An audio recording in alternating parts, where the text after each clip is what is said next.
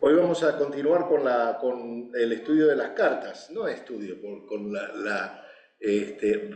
revisando, charlando, hablando sobre las 7 cartas del Apocalipsis. Y hoy nos toca la número 4, la de Tiatira. ¿Mm? Eh, la primera habíamos revisado, era la iglesia de Éfeso, y habíamos dicho una iglesia descuidada, formada por creyentes descuidados que descuidaron su amor a Cristo, y nuestro tema para pensar fue: ¿somos culpables nosotros de algún descuido? Luego revisamos la iglesia de Esmirna, una iglesia que está al lado de la ciudad de Éfeso. Recuerden que cuando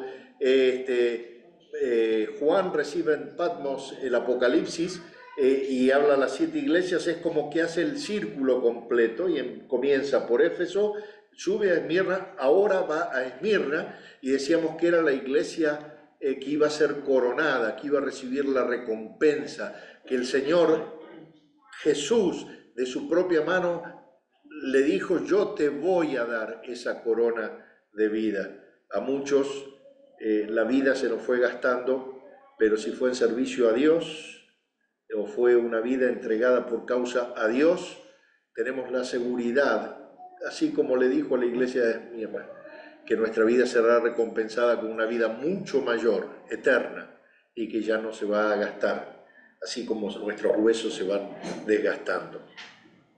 La próxima iglesia que revisamos fue la iglesia de Pérgamo, la iglesia acomodaticia, la iglesia tolerante, una iglesia donde los creyentes se veían enfrentados a la tentación para poder tener un avance personal, acomodos que no estaban de acuerdo a la palabra de Dios.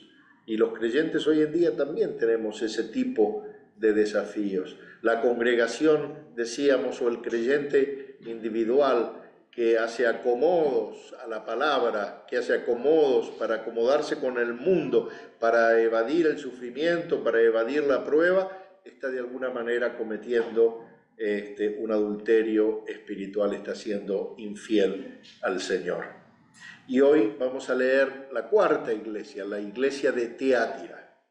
Es importante ver que cuando el Señor da el mensaje en Apocalipsis, el mensaje es un mensaje de esperanza para todo el mundo. Apocalipsis no es un libro de condenación. Apocalipsis es un libro de reaseguramiento de que la promesa de Dios se va a cumplir y que todo termina así como empezó, con el hombre viviendo en la presencia de Dios. Y mientras tanto, el Señor hace algunos ajustes. Y ahí es donde la mano de Dios, el ojo de Dios, va mirando y va alertando a través de la palabra del Apocalipsis a las iglesias para que nosotros no pasemos lo mismo. Muchos lo leen como un libro histórico, y está bien, es un libro histórico, pero recuerden que la palabra tiene que llevarnos también a un significado virtual para nosotros. El qué dice es lo que yo les voy a leer, pero hay un qué significa esto que Esteban está leyendo y cómo lo aplico, qué cambios tengo que hacer para poder estar de acuerdo a la voluntad de Dios, caminando hacia esa presencia permanente del Señor. Y entonces en Apocalipsis 2, capítulo 2, del 18 al 29, permítanme, les leo la palabra de Dios, dice así: escribe al ángel de la iglesia de Tiatira. Esto dice el Hijo de Dios, el que tiene ojos que resplandecen como llamas de fuego y pies que parecen bronce al rojo vivo. Conozco tus obras, tu amor y tu fe, tu servicio y tu perseverancia. Y sé que tus últimas obras son más abundantes que las primeras.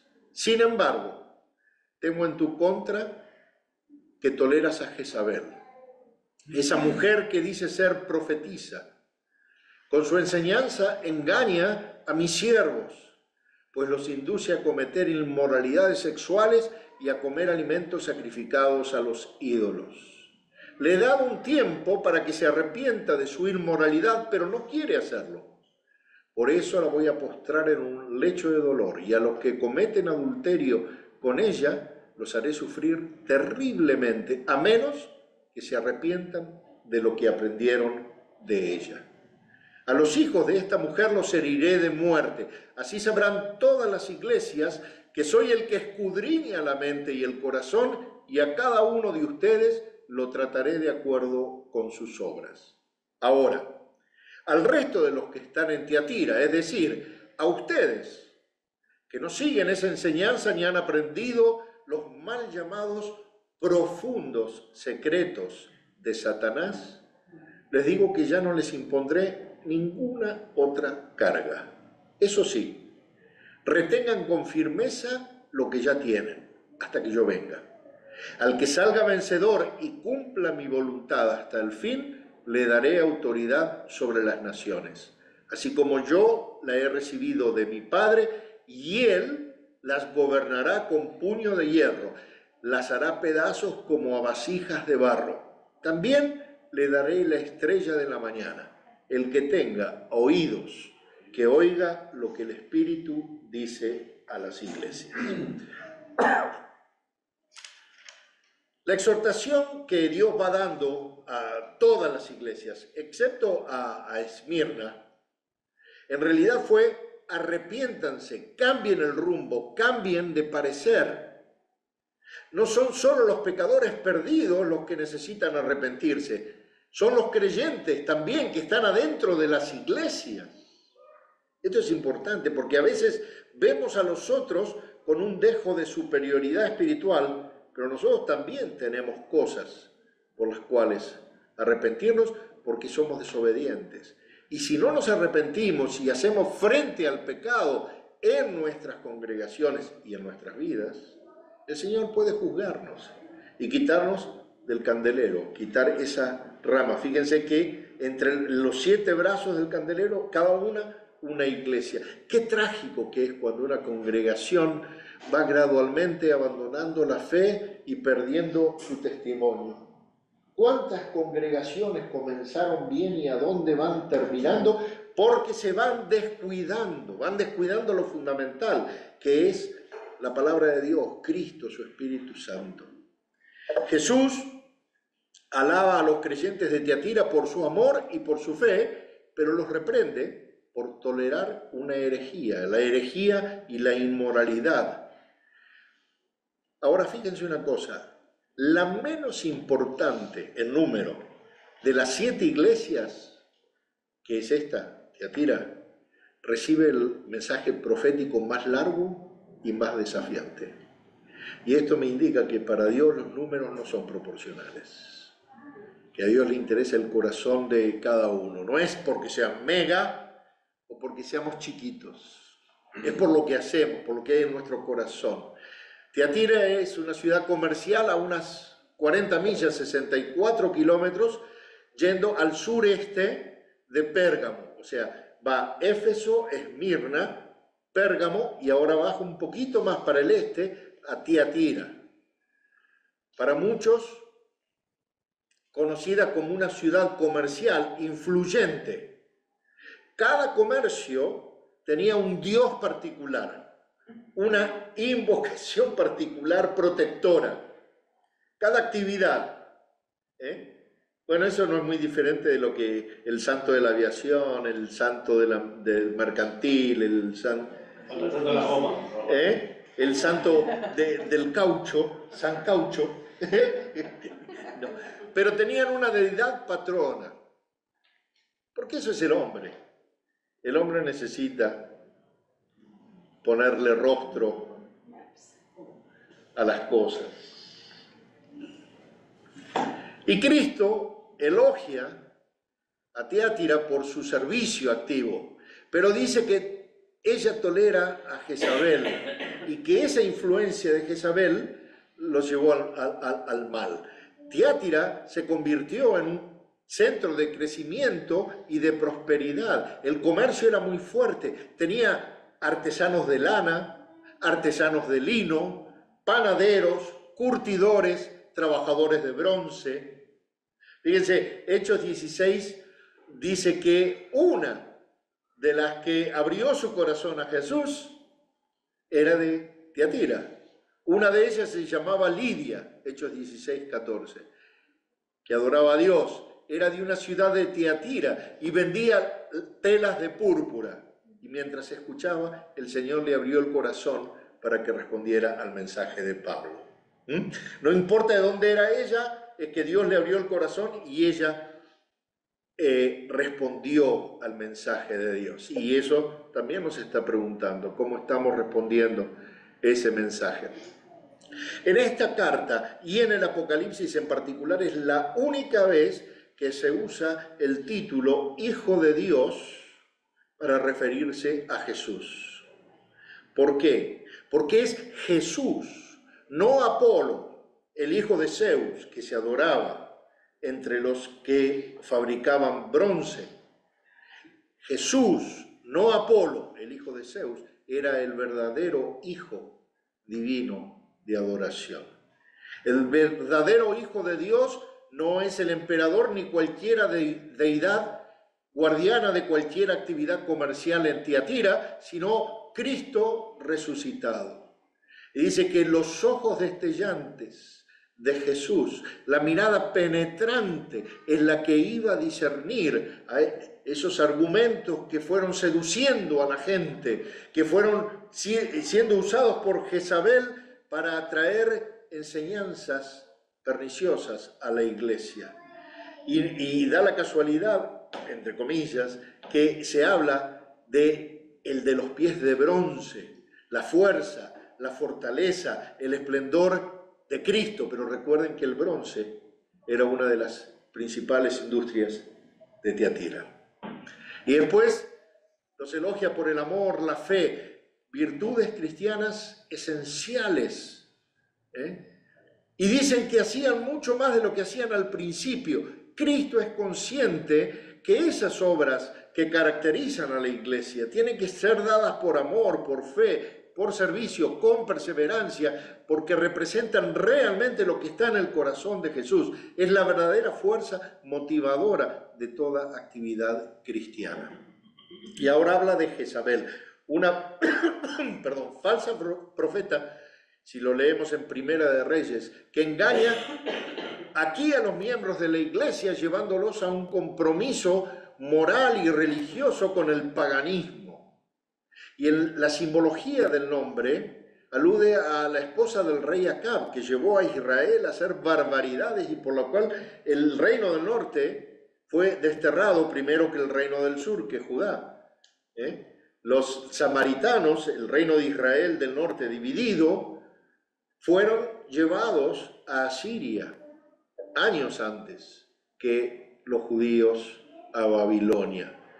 Dice que probablemente un autor menciona que era posiblemente la esposa del obispo, del pastor, o de un dirigente destacado de la iglesia que sedujo a muchos a desviarse y acomodarse con enseñanzas al paganismo y a la inmoralidad sexual, entre otros pecados, desde inmoralidad sexual hasta ingerir comida sacrificada a los ídolos. Y eso es lo que estos cristianos gentiles, porque eran gentiles, no eran judíos, los que vivían en Tiatira eran convertidos por Pablo, de la nueva iglesia, y se enfrentaban a esa presión de tener que participar en esas prácticas de comidas, esos cultos, esas orgías de comida en un templo pagano para celebrar esas actividades de su gremio, digamos. Ahora es interesante ver cuando en Hechos 15, 28 y 29, los apóstoles del Concilio de Jerusalén les mandan una carta a los gentiles. ¿Se acuerdan que algunos judíos decían que había que hacer los judíos circuncidados y con todas las leyes? Pero me encanta cómo dice este pasaje en Hechos 15, 28. Nos pareció bien al Espíritu Santo y a nosotros no imponerles a ustedes ninguna carga aparte de los siguientes requisitos: abstenerse de lo sacrificado a los ídolos, de sangre, de la carne de animales estrangulados y de la inmoralidad sexual. Bien harán ustedes si evitan estas cosas. Con nuestros mejores deseos, los apóstoles, diría. No dice el coma los apóstoles, eso se lo agregué yo, ¿no? Pero fíjense qué poco que les pedía. No queremos ponerle ninguna carga, pero esto por lo menos. 1 Corintios 8, 9 y 11. Sin embargo, tengan cuidado de que su libertad, porque eran libres, somos libres, pero tengan cuidado de que esa libertad no se convierta en motivo de tropiezo para los débiles. Porque si alguien de conciencia débil te ve a ti, que tienes este conocimiento, comer en el templo de un ídolo, ¿no se sentirá animado a comer lo que ha sido sacrificado a los ídolos?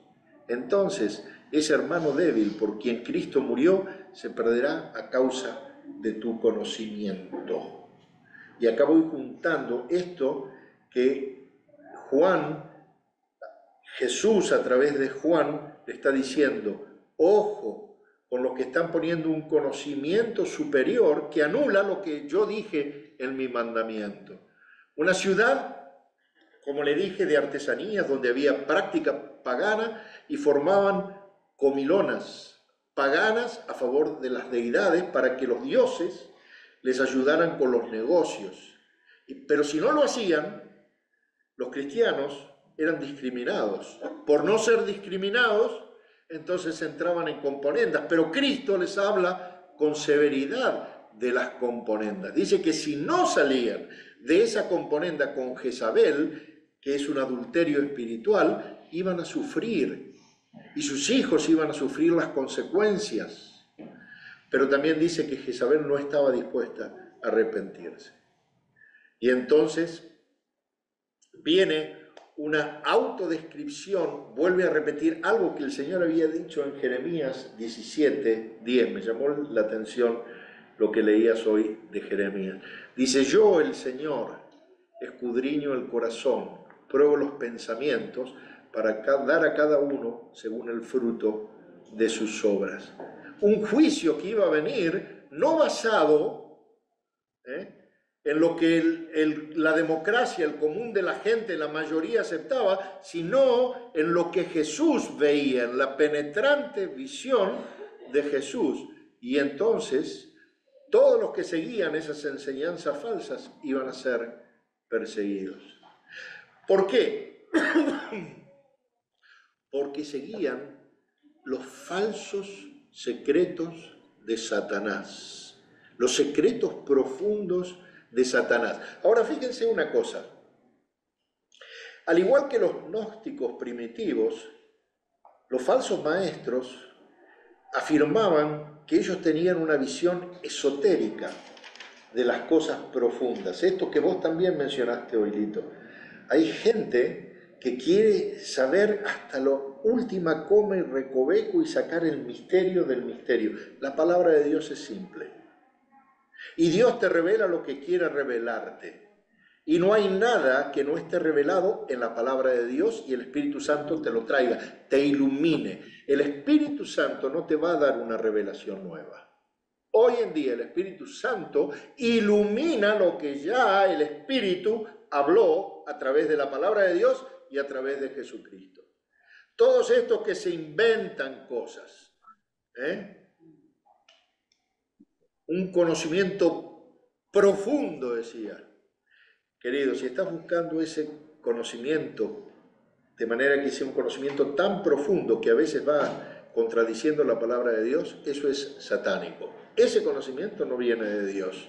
1 Corintios 2, 6, 11 dice, en cambio, hablamos con sabiduría entre los que han alcanzado la madurez, pero no con la sabiduría de este mundo ni la de sus gobernantes, los cuales terminarán en nada. Más bien, exponemos el misterio de la sabiduría de Dios, una sabiduría que ha estado escondida y que Dios había destinado para nuestra gloria desde la eternidad.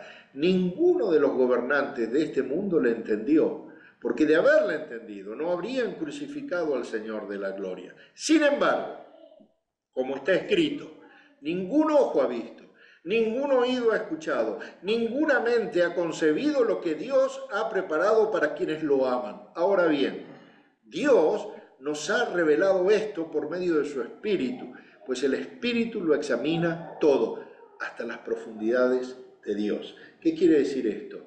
Todo avance que hay hoy en día en las ciencias es porque Dios lo permite, porque Dios está usando gente para que así sea. No necesariamente tienen que ser cristianos, porque Dios usa cualquier elemento, usa elementos de la razón, pero no hay ciencia que invalide a Dios. Dice, poca ciencia te aleja de Dios. Esto lo dice el creador del genoma humano, Francis, ¿cómo? No me acuerdo. Bueno, creo que es Schiff. Creo que es Schiff, pero lo pueden buscar. Busquen descubridor del genoma humano. Dice, poca ciencia te aleja de Dios, mucha ciencia te acerca a Dios, porque Dios permite estas cosas. Ahora, esta gente evidentemente estaba en esto de los llamados secretos profundos de Satanás. ¿Por qué? Porque les convenía que fueran engañados para que pudieran participar de todas esas cosas que no agradaban a Dios. Y entonces ahora viene una palabra para nosotros. Dice, la promesa de Dios para los que perseveran es que se nos va a dar autoridad sobre las naciones. Dice el lucero de la mañana, Jesús, el rey mesiánico, quien comparte la autoridad contigo, la victoria contigo y el gobierno con todos los creyentes. Pero fíjense que acá habla de estrella, Francis Collins, habla de la estrella de la mañana. La estrella de la mañana, es el único lugar. Y alguien que lo había definido así había sido Balaam, un profeta en contra del reino de Dios, que Balac quería que de los moabitas, que maldijera a los hijos de Dios. Y Balaam no podía maldecirlos porque, aunque él era un incircunciso, le salían palabras de bendición. Dios usa cualquier instrumento. Fíjense en número 24, 17, cómo Balaam identifica a esa estrella, ese lucero de la mañana. Dice, lo veo, números 24 y 17, lo veo, pero no ahora. Lo contemplo, pero no de cerca. Una estrella saldrá de Jacob, un rey surgirá de Israel. Y aplastará las sienes de Moab y el cráneo de todos los hijos de Set. La estrella de la mañana. Algunos autores dicen que esa metáfora del lucero de la mañana se refiere al Espíritu de Dios alumbrando nuestro interior. Y luego termina con esa exhortación que es escuchar lo que el Espíritu dice a las iglesias. 3 o 4 puntos para terminar y para que nos llevemos y reflexionemos en casa.